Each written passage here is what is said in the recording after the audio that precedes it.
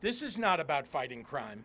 This is about Donald Trump searching for any justification to deploy the military in a blue city, in a blue state, to try and intimidate his political rivals. Illinois Governor J.B. Pritzker this week said Donald Trump's threat to flood Chicago with soldiers and federal agents was a cynical political stunt that lacked legal authority. Find a family who's enjoying today sitting on their front porch and ask if they want their neighborhoods turned into a war zone by a wannabe dictator.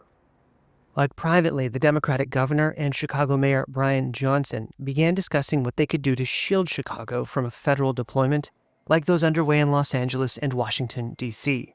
Their conclusion, not much. The state's Attorney General, Kwame Raoul, said on Monday he was developing a legal strategy if troops arrived. Immigrant advocates are stepping up legal training. While some locals have expressed support for Trump's decision, many in the heavily Democratic voting city are appalled. It don't make sense because crime has decreased in Chicago. It's not making sense. I'm out here every day, all day. Greg Collins is an anti-violence activist and said he worried the presence of National Guard troops could escalate tensions and undermine efforts to build trust. Others, including Republican political activist Zoe Lee, brushed off the warnings. I don't want to hear about this man being racist. I don't want to hear about white supremacy. I don't want to hear that he's a dictator. I don't want to hear any of that. We need help. Trump has justified his decision by painting a bleak picture of crime in Chicago, calling it a, quote, disaster. I made the statement that next should be Chicago because, as you all know, Chicago is a killing field right now. And they don't acknowledge it. And they say, we don't need him, freedom, freedom. He's a dictator, he's a dictator. A lot of people are saying maybe we like a dictator. Chicago has long had a reputation as a city with an elevated crime rate.